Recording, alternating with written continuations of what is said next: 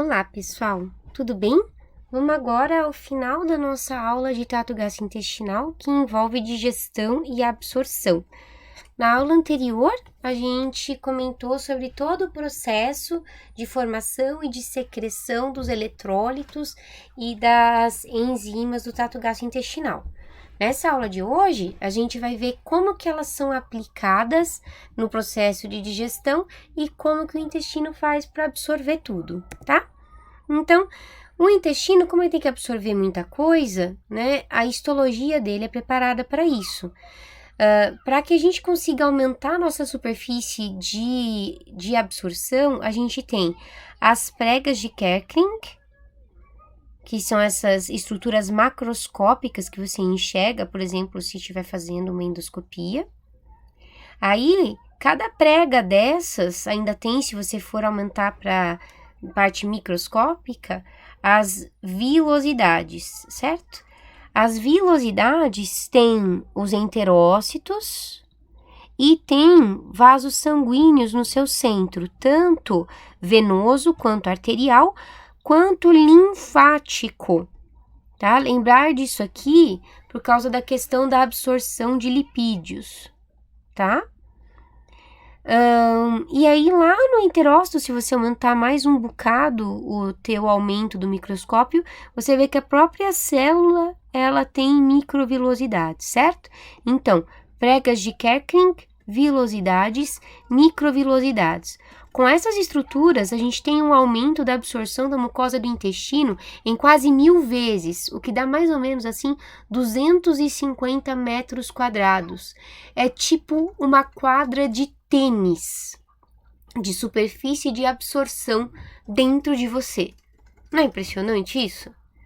E isso absorve em torno de 1,5 litros de alimento, mais 7 litros de secreções. Veja, você secreta muito mais do que o que você ingere, tá? De maneira que, no final das contas, apenas 1,5 litros chegam para o intestino grosso, tá bom? Aqui é só um grande aumento em que eu queria que vocês enxergassem mais de pertinho a artéria, a veia e os vasos linfáticos. E eu queria que vocês lembrassem que as microvilosidades lá das células do enterócito, elas têm filamentos de actina que proporcionam um movimento rítmico das próprias microvilosidades, para que você consiga ter uma renovação do contato delas e do líquido no lúmen intestinal. Então, a célula, né, move as microvilosidades, e lembrar que as vilosidades, elas têm a camada muscular da mucosa, né, que também acaba ativando o movimento das próprias vilosidades, tá? Então, assim, você tem um aumento da superfície de contato. E lembrar que aqui você tem as criptas de Lieberkühn, que estão produzindo ali cloreto de sódio e água, né? Para estar irrigando essas vilosidades com alimentos que eventualmente pudessem ter ficado presos aqui. Mas também, além de ter o movimento da vilosidade, você tem o movimento da própria água, né? Subindo ali, renovando o contato com os alimentos. Muito bem. E a gente precisa absorver, né? Carboidrato, gordura e proteína, que são os 3 grandes temas da aula, né?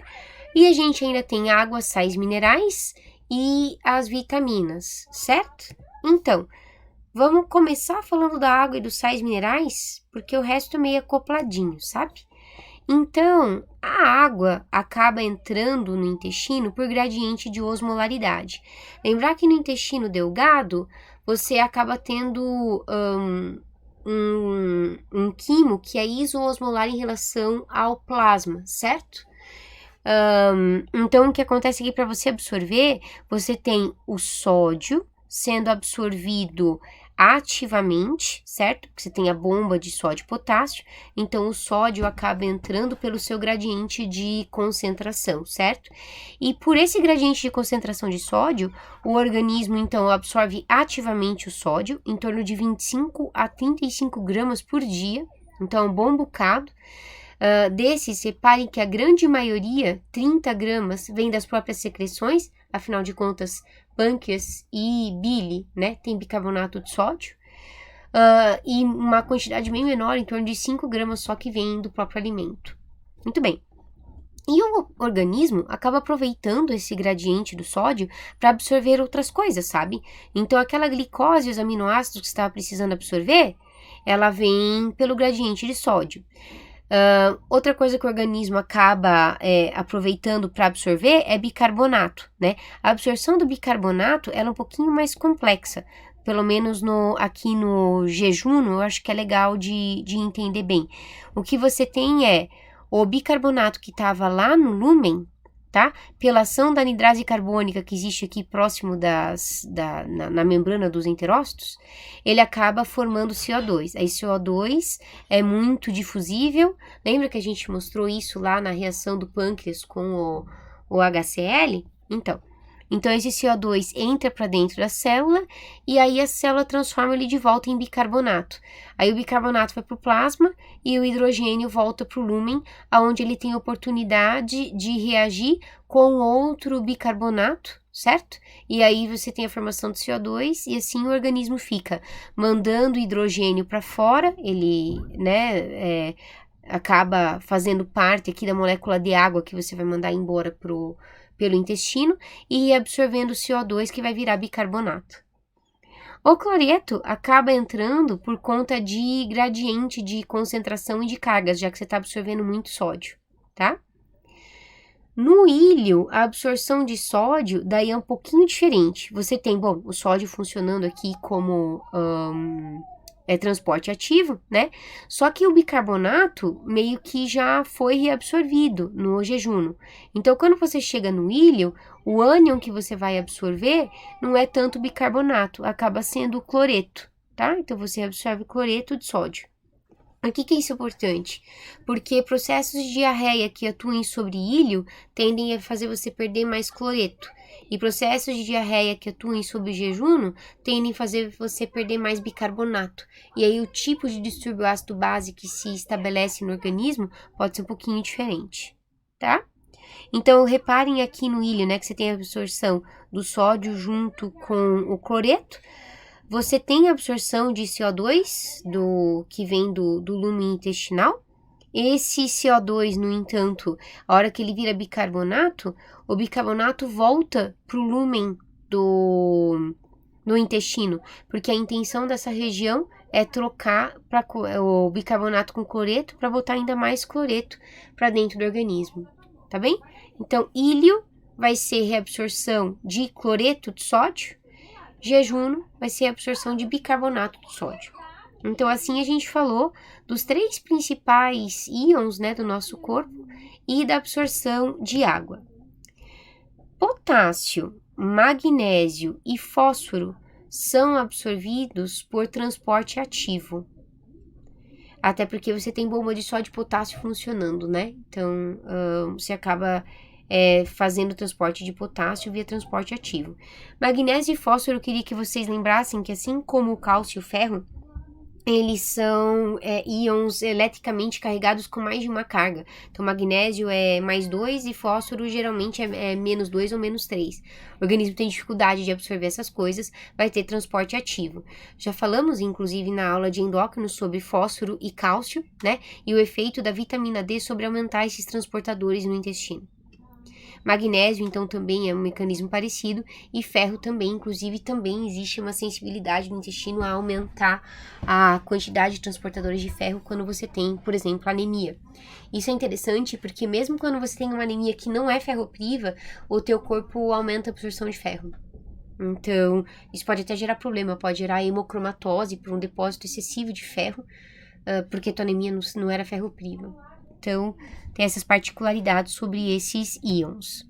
Isso posto, vamos voltar lá ao nosso beabá de entender como os carboidratos, gorduras e proteínas são absorvidos.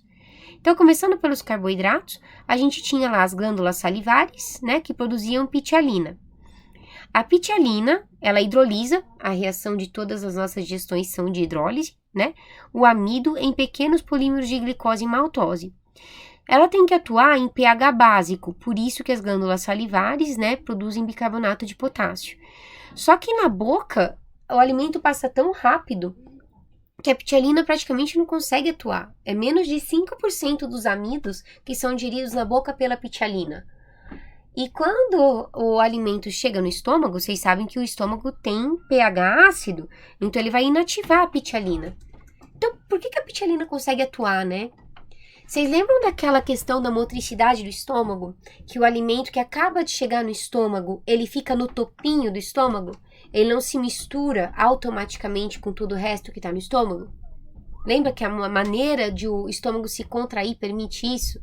Então, acontece que o alimento que acabou de chegar da boca no estômago, como ele não se mistura, ele ainda fica com um pH mais alcalino. E ali, nesses momentos, que a pitialina consegue atuar para quebrar de 30% a 40% dos amidos. O que até não é tão irrisório assim se for pensar, né? Isso consegue atuar, para você ter uma ideia, por até 1 hora, por causa da maneira como o estômago tem a sua motricidade. Bacana, né? Bem, aí a gente chega em intestino, a gente tem o pâncreas atuando através da amilase pancreática. A amilase pancreática é muitíssimo mais potente do que a pitialina. A gente estava falando pitialina atuando durante 1 hora, quebrando 30% dos amidos. A amilase pancreática, em 15 minutos, já quebrou todos os carboidratos indisacarídeos. Então, é impressionante a capacidade da amilase pancreática, lembrando que ela é uma enzima que é liberada na maneira ativa.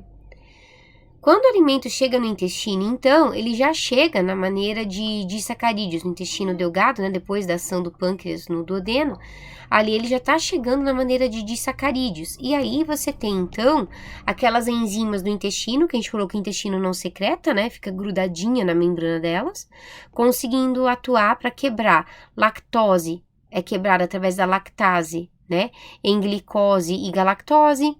A maltase glucoamilase vai quebrar os amidos em glucose e a sucrase isomaltase vai quebrar a sucrose em glicose e esse outro aqui que eu não sei o que é.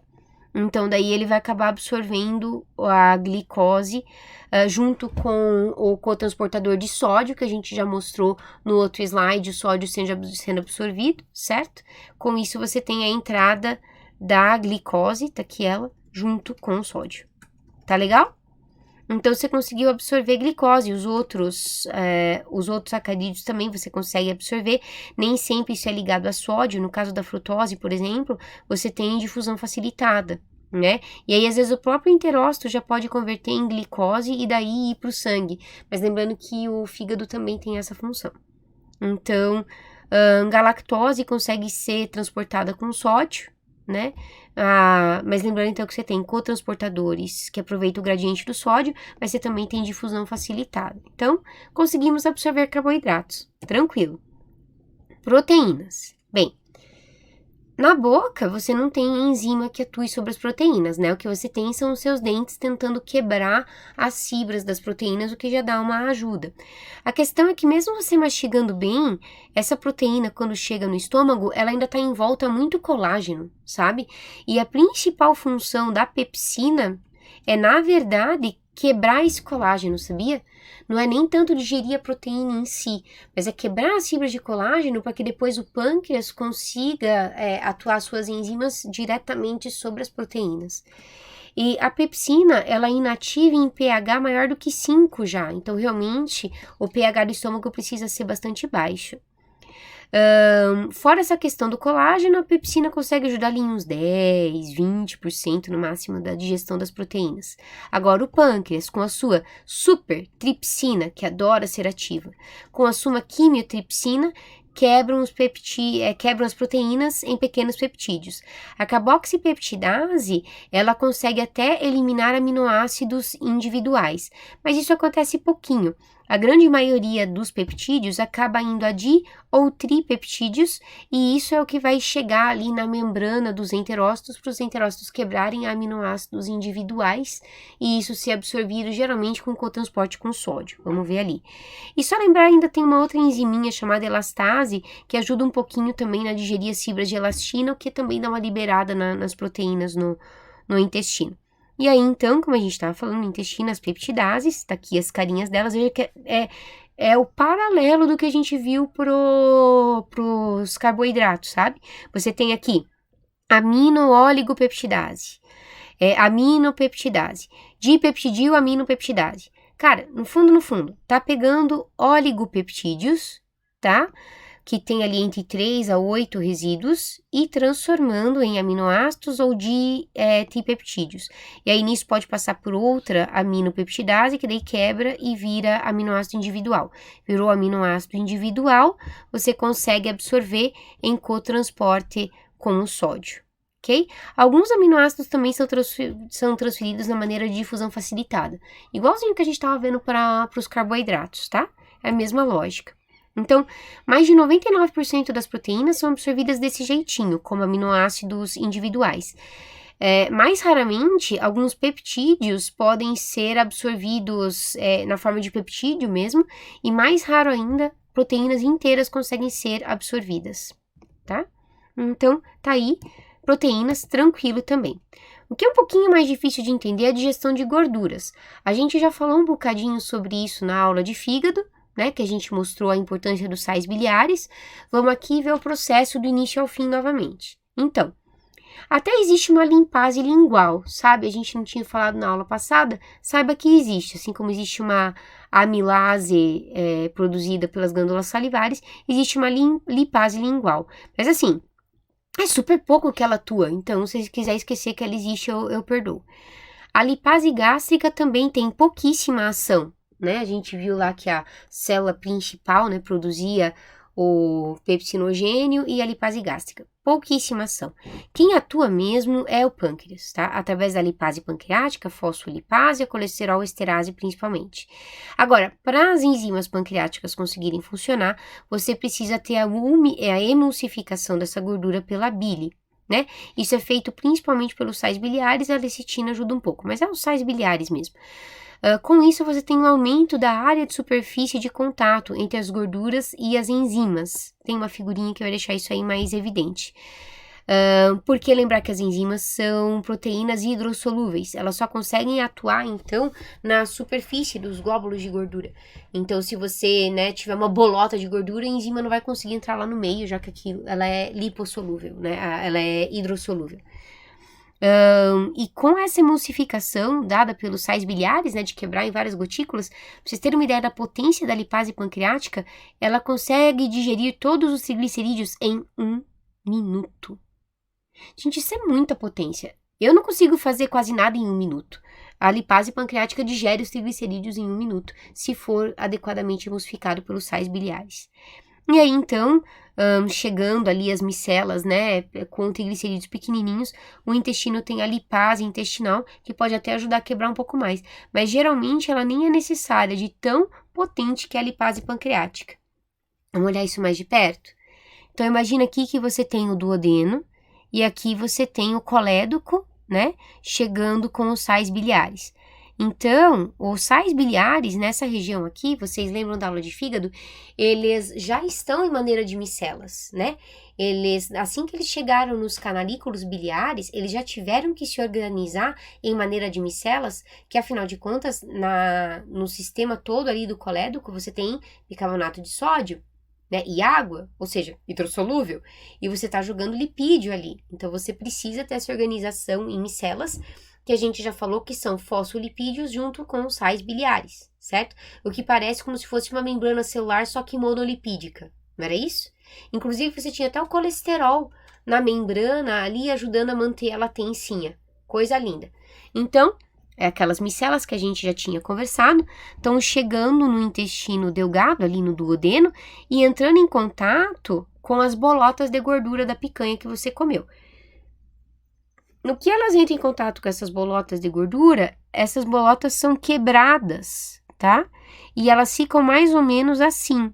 Você fica com o sal biliar, os fosfolipídios, aqui você tem também colesterol, e os triglicerídeos e todo o alimento que você está comendo que é lipossolúvel, fica aqui no meio dessas micelas.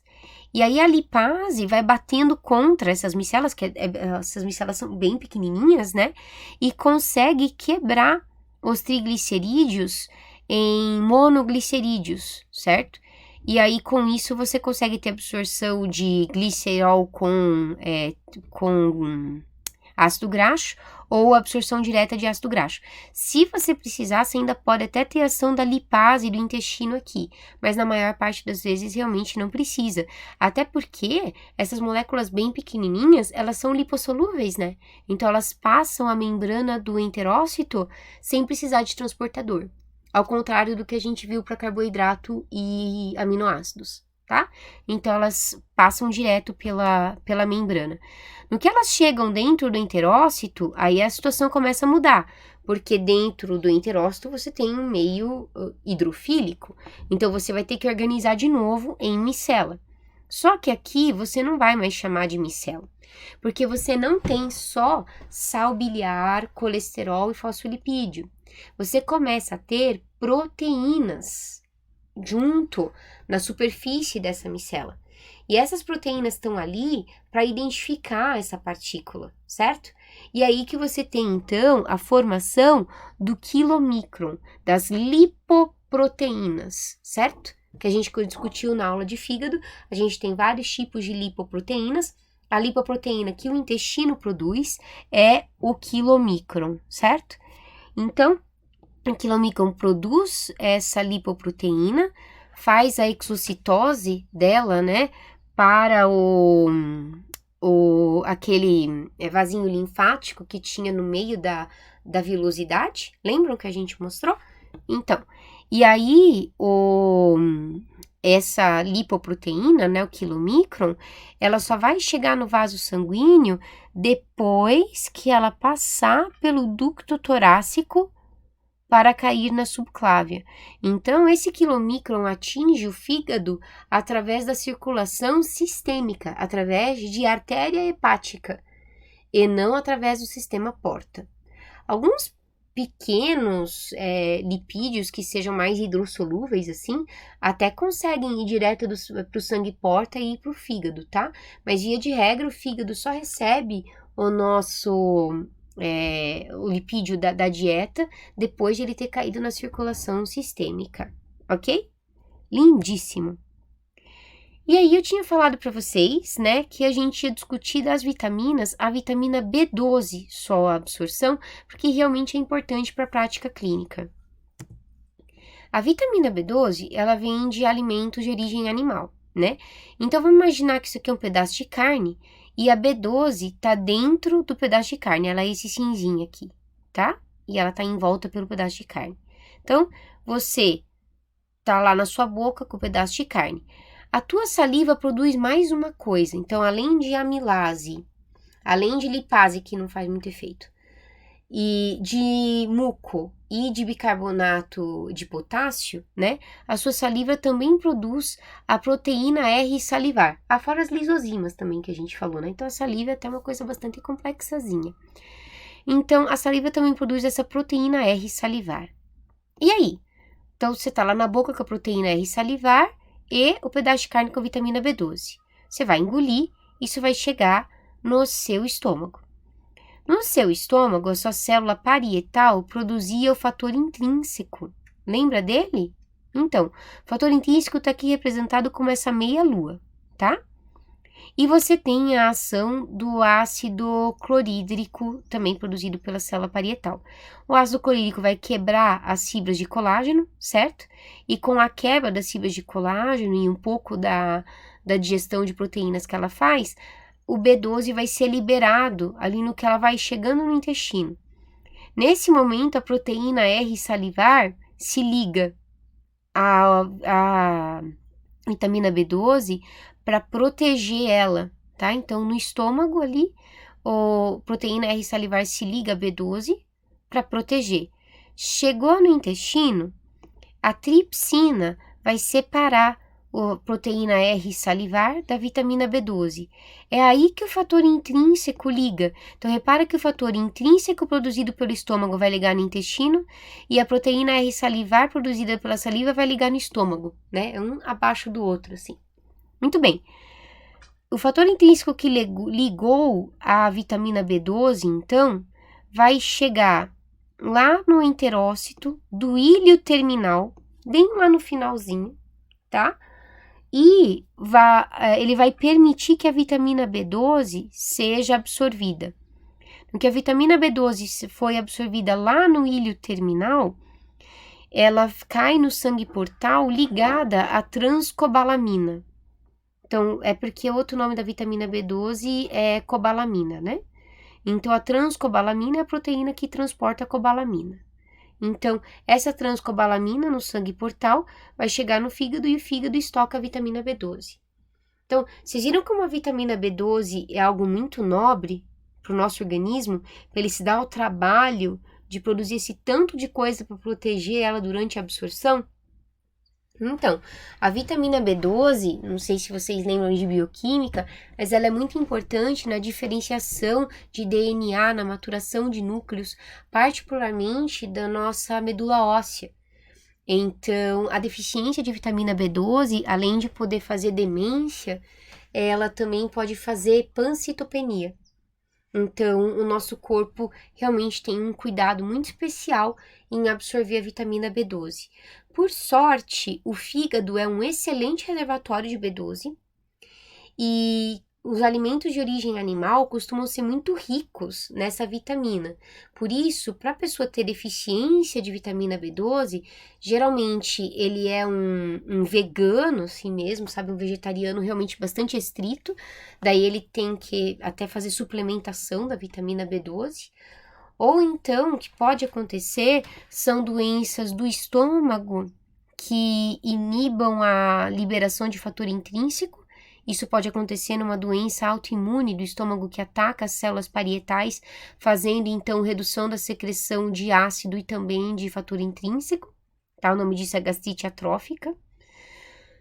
Existe também uma outra doença autoimune que pode atuar aqui no íleo terminal e fazer lesão, destruir a mucosa do íleo terminal, chamada doença de Crohn. Então, essas pessoas podem fazer deficiência de vitamina B12. No mais, se a pessoa não tiver nenhuma doença e comer alimentos de origem animal, é muito difícil fazer deficiência de B12, porque o corpo toma muito cuidado, porque é muito rico na nossa alimentação ter vitamina B12 e porque o fígado é um excelente estoque. Tudo bem? E aí a gente chega no intestino grosso. Então, a gente tinha falado que o intestino grosso, né, recebia em torno de 1,5 litro de água e eletrólitos que não foram absorvidos no intestino delgado. E a função do intestino grosso é absorver isso aí, sabe? Não é muito, vamos combinar, comparado com o que o intestino delgado faz, até que o intestino grosso tá tranquilo, né? Só que a questão é que o alimento que o intestino grosso está recebendo, ele é praticamente isoosmótico em relação ao plasma, né? Então, o intestino grosso vai precisar ter mecanismos de conseguir concentrar essas fezes. Então, o que existe no intestino grosso são esses complexos juncionais entre as células, que fazem com que não haja muita permeabilidade, sabe, entre as células. E assim, você consegue fazer absorção de cloreto de sódio, certo? Muito parecido com o que a gente tinha visto no íleo, né? Cloreto de sódio.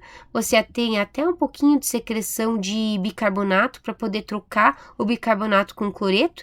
Esse bicarbonato vem da onde, prof? Bicarbonato geralmente vem da anidrase carbônica, né?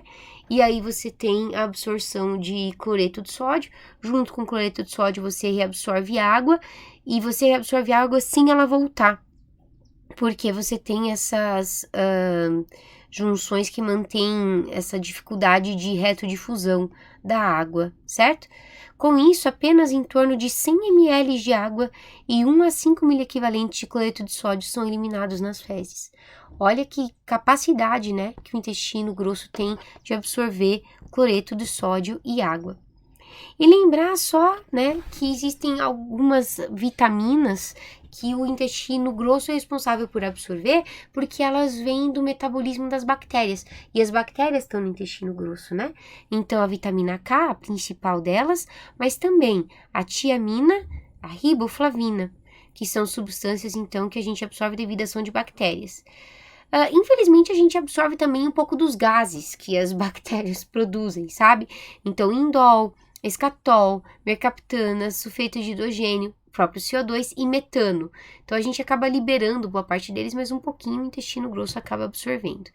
De maneira que, no final das contas, né, das fezes, 3/4 são água, 30% são bactérias mortas, em torno de 10 a 20% gordura, 10 a 20% matéria inorgânica, 30% de restos indigeridos, 3% são proteínas, e aí você tem a estercobilina e a urobilina, que a gente já tinha falado na aula de fígado, né?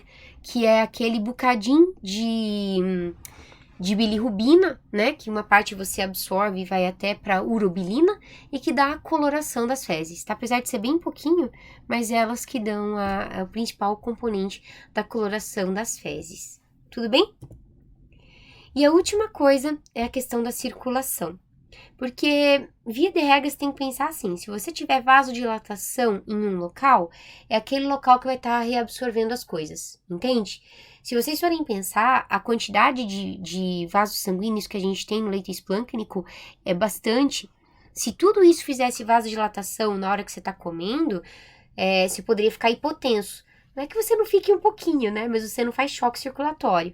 Então, você tem mecanismos para estar fazendo vasodilatação e vasoconstrição nas respectivas regiões do que for necessário. E aí, a gente tem, então, de acordo com a atividade local, né? As substâncias vasodilatadoras atuando são colicistocinina, o peptídeo vasoativo intestinal, lembra dele lá? O polipeptídeo vasoativo intestinal que inibiu o estômago? Então, ele faz vasodilatação do intestino no local onde for necessário absorver. A gastrina, justo. A secretina, já que, né, no momento que você tem o estômago e o pâncreas, né, funcionando para secretar bastante coisa, é um bom momento para você estar pensando em absorver. Lembre-se que as enzimas pancreáticas atuam super rápido, né, 1 minuto, às vezes de ação, já digere quase tudo. Bradicinina é aquela que faz inflamação, tal, então ela faz vasodilatação do corpo inteiro. E a adenosina é legal porque, assim, quando você tem redução da quantidade de oxigênio na mucosa, porque a atividade metabólica tal tá consumindo bastante, a mucosa libera a adenosina e a adenosina faz vasodilatação bem do localzinho, sabe? É bem bonitinho isso. Substâncias vasoconstritoras, para variar, é a nossa somatostatina, que ela quer assim, não, eu não quero absorver nada, vai com calma. O que você tá vasodilatando? Vamos fazer vasoconstrição disso aí. O parasimpático aumenta o fluxo de sangue para locais bem específicos, né? Ele consegue ter essa questão de aumentar a secreção do local. Agora eu vou fazer esse aqui absorver. Agora o outro e por aí vai. E o simpático, sabe quando a gente diz que o simpático inibe? No sentido de circulação, ele não faz um papel de modulação do tipo, agora você inibe para que o outro possa ser estimulado, sabe? Não, a hora que ele atua, ele reduz o fluxo difusamente, entendeu? É tipo assim, estou em choque circulatório, faça vasoconstrição porque não é momento agora de mandar sangue pro intestino. Faz vasoconstrição de tudo, entendeu? É mais nesse sentido, assim. E assim, então, a gente conseguiu concluir todo o processo de absorção dos nossos alimentos. Espero que vocês tenham compreendido bem. Trato gastrointestinal não é que é difícil, é só que tem muito detalhe. Se vocês pararem para pensar em cada um, vocês vão ver que, via de regra, faz sentido e é só ter calma e olhar um por um e comparar com o global, que dá para entender bem. Tá legal? Super beijo, pessoal. Até a próxima.